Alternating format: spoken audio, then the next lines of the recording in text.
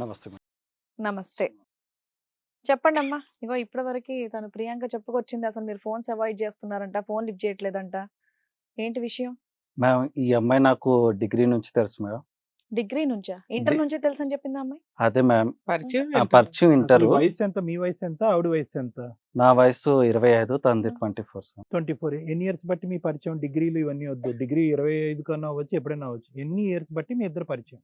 ఎలా 5 పరిచయం ఇయర్స్ అయింది? ఇంటర్ నుంచి పరిచయం సార్. ఇంటర్ Okay, నుంచి 5 పరిచయం, years నుంచి 5 ఇయర్స్ పరిచయం. 5 ఇయర్స్ ఓకే. పరిచయం. ఎలా మొదలైంది? ఎలా కొనసాగింది? ఇప్పుడు ఏ పరిస్థితికి వచ్చింది? ఇంటర్‌లో చూసాను సార్. డిగ్రీలో ప్రపోజ్ చేయడం జరిగింది. డిగ్రీలో ఇద్దరం ఇష్టపడ్డాము. తర్వాత ఇద్దరం ఒకే రూమ్ తీసుకొని ఉన్నాం సార్.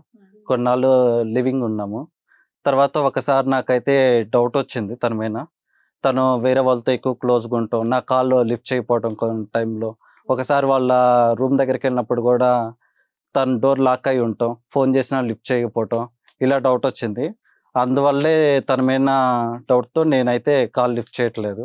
తనని అవాయిడ్ చేస్తున్నాను. ఆ అమ్మాయి ప్రెగ్నెంట్ అని తెలుసా నీకు? తెలీదు మేడం. మీకు ఫిజికల్ రిలేషన్ ఉందంట ఒక 5-6 మంత్స్ నుంచి. ప్రెగ్నెన్సీ వస్తుందని తెలీదా నీకు ఫిజికల్ గా ఉంటే? ఆ అమ్మాయి చాలా మందితో క్లోజ్‌గా ఉంది మేడం. అయ్, నీ దగ్గర ఏమేమి నాతో వచ్చిన ఎంతమంది క్లోజ్ తో ఉంటే అంత నువ్వు ప్రెగ్నెన్సీ వాళ్ళతో వచ్చినట్టేనా? నువ్వు అందరితో క్లోజ్‌గా ఉంటున్నావు కదా, నా వల్ల వచ్చిందని నమ్మకం ఏంది? ఫ్రెండ్స్ అన్నాక ఎవరితోనే మాట్లాడతాం. నువ్వు నాకన్నా వాళ్ళతో క్లోజ్‌గా ఉంటున్నావు కదా. నీతో ఉన్న క్లోజ్ వేరు, ఫ్రెండ్స్ తో ఉన్న క్లోజ్ వేరు. కానీ ఆ రోజు నేను వచ్చి నీకు కాల్ చేసినప్పుడు డోర్ లాక్ అయి ఉంది. నువ్వు ఎంతో లిఫ్ట్ చేయలేదు కాల్. నేను డోర్ లాక్ డోర్ ఎందుకు తీయలేదు? అక్కడ ఏం జరిగింది, ఏం సిచువేషన్ నేను జరిగింది చూశాను విండో దగ్గర నుంచి. ఆ? నేను చూశాను. ఏం చూసావు చెప్పు. నువ్వు లోపల ఉన్నావు. అవును లోపల ఉన్నాను. మరి కాల్ ఎందుకు లిఫ్ట్ ఎవరెవరితో చేయలేదు? ఉన్నావు? ఎందుకు నువ్వు డోర్ చూసావా? ఓపెన్ చేయలేదు? ఎవరెవరితో ఉన్నావు నువ్వు చూసావా? డోర్ ఎందుకు ఓపెన్ చేయలేదు? అరే నువ్వు కాల్ ఎక్కడ చేసావు? డోర్ కూడా కొట్టలేదు. నువ్వు డోర్ చూసి కొట్టాను నేను. వెళ్ళిపోయావు ఆ అంటున్నావు. రోజు వచ్చాను, డోర్ లాక్ అయి ఉంది. డోర్ నేను నువ్వు కాల్ కాల్ కూడా చేయలేదు, నువ్వు చేశాను కాల్ నేను. చేయకోకుండా డోర్ కొట్టాను, కాల్ చేశానంటే నేను ఒప్పుకోను. నేను ఆ రోజు డోర్ కూడా కొట్టాను, కాల్ చేశాను. చూసుకో కాల్ లిస్ట్. సరే, కావాలి. కాల్ డోర్ లిస్ట్ క్లోజ్ లేదు. చేసి ఉంది, ఫోన్ లిఫ్ట్ చేయలేదు కాబట్టి అనుమానించేస్తావా? లోపల ఏదైనా కాదు bathroom మేడం, లో ఆ ఉంటుంది, అమ్మాయి చాలా ఏదైనా మందితో క్లోజ్ గా ఉంటుంది. కాలేజీ గా వాళ్ళతో ఉండదు. కూడా. రోజు మా చూస్తే ఫ్రెండ్స్ ఇప్పుడు కూడా friends చాలా తో మంది చెప్పారు. మాట్లాడాలి. క్లోజ్నెస్ ఏం చూసావు? ఫిజికల్ College లో అది కాదు చదువు- కుమార్, అది కాదు కుమార్. ఇప్పుడు నీకు ఆ అమ్మాయి క్యారెక్టర్ మీద ముందు నుంచి చాలా మందితో సంబంధాలు ఉండేటటువంటి అమ్మాయిని ఈ మధ్య కాలంలోనే కలిసి ఆ అమ్మాయిని 4th మంత్ ప్రెగ్నెంట్ చేసావు కదా. అంటే అనుమానించడం అనేది వేరే కాన్సెప్ట్, ప్రెగ్నెన్సీ చేయడం అనేది వేరే కాన్సెప్ట్. ఈ మధ్య కాలంలో తను ఎక్కువ మాట్లాడుతుంది సార్. సో వేరే వాళ్ళతో ఎక్కువ క్లోజ్ గా ఉంటాము. అనుమానం వచ్చు. అవును.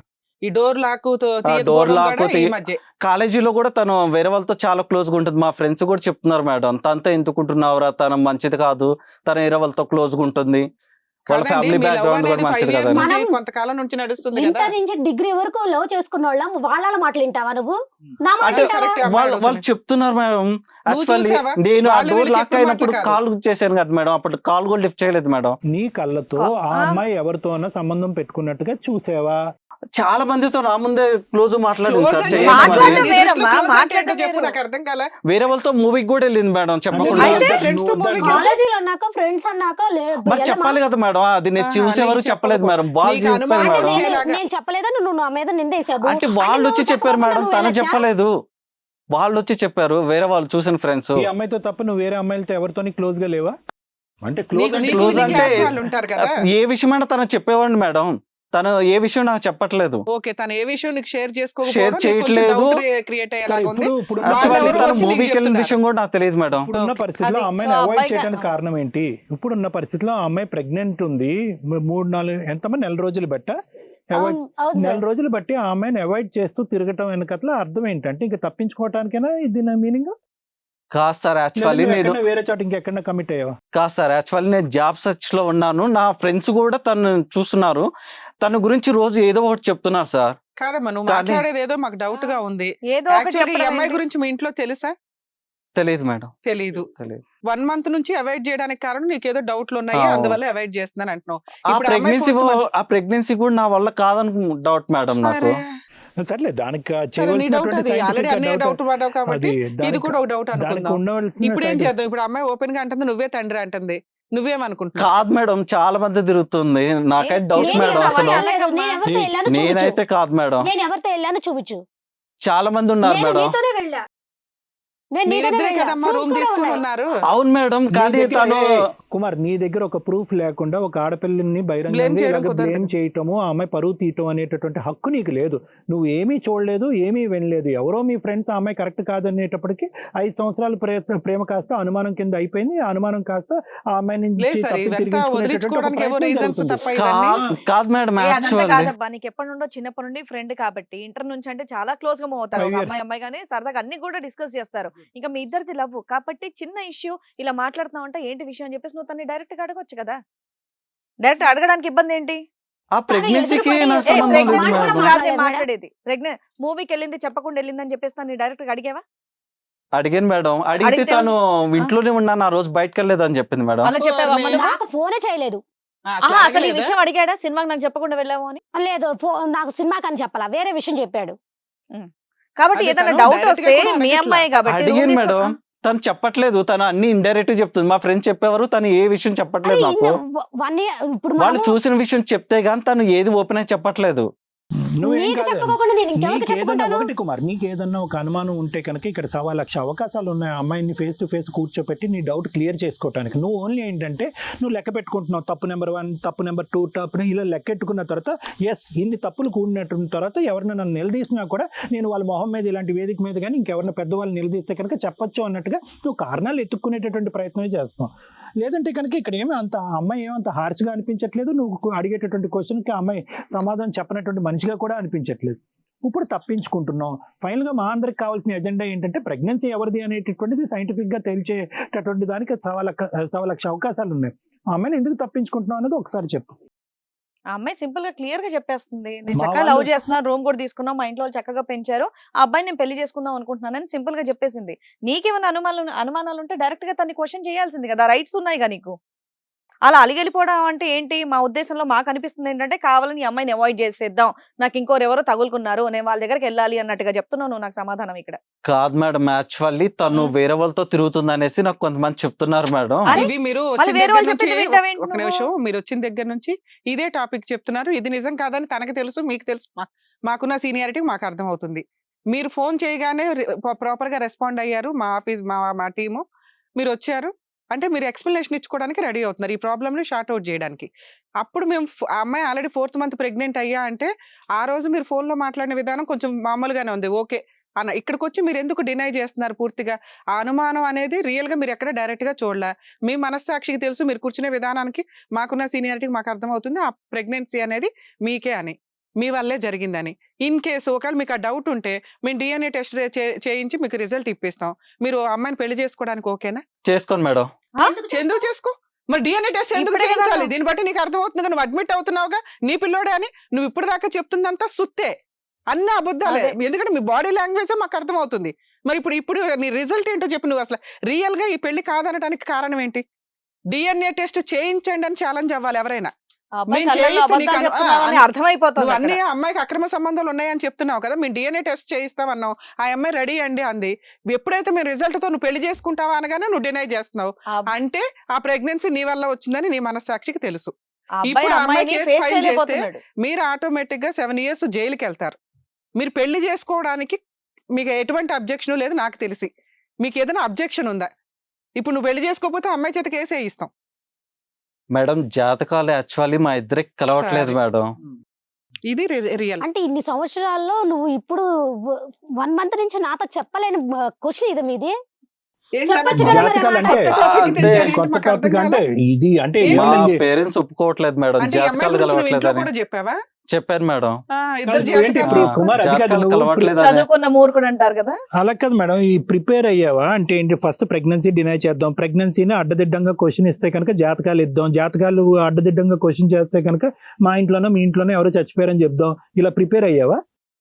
ఏం చెప్పారు నాన్న జాతకంలో? ఏం చెప్పారు? నిన్ను మీరు చూస్తుంటే ఏదో ఓకే, పెద్ద నువ్వు జాతకాల బాగానే గురించి ఒక నమ్మే నిమిషం, నాకు వ్యక్తిలాగా నాకు అర్థమైంది. దాని అనిపించట్లేదు. ప్రకారం నువ్వు రియల్ గా లవ్ చేసావు, ఇద్దరు రియల్ గా రూమ్ తీసుకుని కమిట్ అయ్యారు, బాగానే ఉంది. ఇప్పుడు దాకా నువ్వు చెప్పిన ఎలిగేషన్స్ అన్ని ఊరికే అమ్మాయిని డినై చేసి Yes. వదిలించుకోవడానికి ట్రై వదిలించుకోవడానికి. చేసావు. ఇప్పుడు మేమంతరం గట్టిగా కూర్చునేసరికి ఇక పెళ్లి చేసుకోవడం తప్పదు అని. కానీ నువ్వు రియల్ గానే పెళ్లి చేసుకోవడానికి బ్యాక్గ్రౌండ్ లో చేయాల్సిన వరకు ఇంట్లో ఒప్పించడానికి ట్రై చేసావు, మాకు అర్థమవుతున్న దాని ప్రకారం. ఇంట్లో వాళ్ళకి తెలిస్తేనే కదా జాతకాలు చూస్తారు. జాతకంలో పురోహితుడు ఏం చెప్పారు మీకు పంతులు? ఈ 2 జాతకాలు వాళ్ళు చేసుకోకూడదు అంటున్నారు మేడం. అంటే ఏంటి చేసుకుంటే ఏంటి ఏదో రిజల్ట్ చేసుకుంటే మదర్ వాళ్ళకి ఎఫెక్ట్ అంట మేడం. ఏమి మీ అమ్మ నాన్నక అవును మేడం. అయ్యో ఉమ్. రామ. మరి మీ అమ్మ నాన్నకి ఎఫెక్టా నీకు కూడా ఎఫెక్టా? కాదయ్యా, అలా అయినప్పుడు జాతకాలు చూసుకున్న తర్వాత ఆ అమ్మాయితో శారీరకంగా కలవాల్సింది. ఫిజికల్ గా ముందు కమిట్ అయిపోయి తర్వాత జాతకాలు చూస్తారు ఎవరన్నా? అంటే మ్యారేజ్ కి ఫిక్స్ అయిపోయింది సార్ నేను. అంటే తర్వాత చేసుకుందాం, మ్యారేజ్ పోన్లే, మీకు చూసాను. ఇక్కడ వరకు కొంచెం వినడానికి ఆ, హ్యాపీ. సరే, కనీసం ఇంకా నువ్వు మీ ఇంట్లో పెళ్లి అందరూ కూడా చేసుకుందాం అని అనుకున్నావు. ఓన్లీ జాతకాలు ఇప్పుడు నీకు అబ్జెక్షన్ గా అనిపిస్తున్నాయి. అవును మేడం. ఎందుకంటే మీ పేరెంట్స్ యాక్సెప్ట్ చేయరు, యాక్సెప్ట్ చేయరు. వాళ్ళకి లాస్ అవుతుంది ఈ అమ్మాయిని పెళ్లి ఆ. చేసుకుంటే అని. అవును. మరి కాదు, ఆ నిజం చెప్పాలి కదా, ఒక్క నిమిషం మేడం. ఎక్స్ప్లెనేషన్ ఇవ్వాలి కదా మీరు. కాదు ఇంకొద్ది చెప్పు, ఈ జాతకాల స్టోరీ కొద్ది చెప్పు. నువ్వు ఇంకా పూర్తిగా జాతకం అనేటప్పటికి మేము ప్రశ్నలు అడిగేస్తున్నాం. ఆ. ఏంటి అసలు జాతకాల గురించి మీ కుటుంబం అంతా నమ్మకమా, లేదంటే మీ మా- పేరెంట్స్ నమ్ముతున్నారు కాబట్టి నువ్వు నమ్ముతున్నావా? మా ఫ్యామిలీ మొత్తం నమ్ముతారు సార్. యాక్చువల్లీ మా పురోహితులు ఏం చెప్పారంటే, ఈ జాతకం అమ్మాయిని మ్యారేజ్ చేసుకుంటే మీ ఫ్యామిలీ మొత్తం కష్టాలు పడతారు. ఇంకో విషయం ఏంటంటే మీకు చాలా బ్యాడ్ జరుగుతుంది, ఏంటా బ్యాడ్? ఫ్యామిలీ మొత్తం రోడ్ మీదకి వచ్చేస్తారు అనేసి ఇప్పుడు మీ వాళ్ళు జాతకం చూసి నన్ను వదిలేస్తే మరి ఇన్ని సంవత్సరాలు మన ఫ్రెండ్షిప్ ఏమైంది, మన కలయిక ఏమైంది, నాకు ప్రెగ్నెన్సీ వచ్చేదాకా ఏమైంది? అప్పుడు దాకా ఎందుకు ఇంత అంత ఇచ్చేసావు? ఇష్టం ఉంది కాబట్టి మ్యారేజ్ కి ఒప్పించాను, మరి అంత జాతకాలు ఇష్టం చూపించాను. ఉన్నప్పుడు నీ వాళ్ళు parents ఇష్టపడలేదు ఒప్పించడానికి కాబట్టి పెళ్లి నేను చేసుకోవాల్సిందే. కాదన్నాను. నా ప్రెగ్నెన్సీకి నువ్వే కారణం. నేను నిన్ను కాదనలేదు, కాకపోతే వాళ్ళకి కూడా రెస్పెక్ట్ ఇవ్వాలి కదా. అవును, రెస్పెక్ట్ అనే మరి నా ప్రెగ్నెన్సీ మరి నన్ను ఎవరు ఏం చేసుకుంటారు? ఇప్పుడు ఏం నన్ను చేస్తావమ్మా? ఎలా అమ్మాయి వదిలేద్దాం 4 months అనుకున్నావు? ప్రెగ్నెన్సీతో ఉంది కదా. అలా కదా, నీ ఇష్యూ ఏంటి? ఈ అమ్మాయికి చాలా మంది మగవాళ్ళు తన జీవితంలో ఉన్నారని ప్రధానమైనటువంటి ఇష్యూవా, లేదంటే జాతకాలు కలిసి మా అమ్మాయిని కాపాడాలి అనేది ఇష్యూవా? ఏంటి మాకు ఈ కన్ఫ్యూజన్ ఈ జాతకాలు కలవలేదు సార్. యాక్చువల్లీ అదే మా ఈ అమ్మ అమ్మాయి వాళ్ళకి అంటే ఇష్టం బేసికల్ గా లేదు. ఇష్టమే, ఇష్టం ఉంది ఆ అబ్బాయి పాపం. పెళ్లి చేసుకోవాలని అనుకుంటున్నాడు అంటే కాకపోతే ఒక లవర్స్ జాతకం- విడగొట్టిన విషయం ఇప్పుడు జాతకాల మీదకి వచ్చింది. ఒక జాతకాల topic. మీ మీదకి నమ్మకం మీదకి వచ్చింది. మరి ఆ జాతకాలు పురోహితుడు చెప్పలేదా ఆ ప్రేమించిన అమ్మాయిని వదిలేస్తే కనుక నీ జాతకం నేను జైల్లో కూర్చోబెడతదని? ఆ అమ్మాయికి ఇలా ప్రెగ్నెన్సీ అంటే ఉంది అని చెప్పేసి చేసుకుంటే ఏ రిజల్ట్, నువ్వు ఇప్పుడు చేసుకోకపోయినా అదే అదే రిజల్ట్. రిజల్ట్. అలాగే రోడ్డు మీదకి వెళ్ళాలి మీ ఫ్యామిలీ అంతా. ఎందుకంటే ఆ అమ్మాయి ఇప్పుడు వేసే ప్రెగ్నెన్సీతో ఉంది కాబట్టి ఆ అమ్మాయి ఇప్పుడు వేసే కేసు చాలా స్ట్రాంగ్ కేసు నాన్న. అబౌట్ 10 years పనిష్మెంట్, లైఫ్ కూడా పడడానికి అవకాశం ఉంది. నిన్ను బయటికి తీసుకురావాలంటే lakhs of ఖర్చు అవుతుంది అడ్వకేట్స్ కి ఫీజెస్. అది ఆటోమేటిక్ గా పోయినట్లేగా, మీరు రోడ్డు మీదకి వచ్చినట్టేగా. నెక్స్ట్ ఇలా కేసు Yeah. పెండింగ్ ఉండగా ఇంకో అమ్మాయిని పెళ్లి చేసుకోవడం కుదరదు. బేసికలీ అందరు చూసేటటువంటి ప్రేక్షకులుగా అందరికి ఓకే, నువ్వేమి మమ్మల్ని రెజిస్ట్ చేయలేవు, రావయ్యా అంటే కనుక నా ఎక్స్ప్లెనేషన్ నేను ఇస్తానని చెప్పి ఇక్కడ కూర్చుని మాట్లాడుతున్నావు.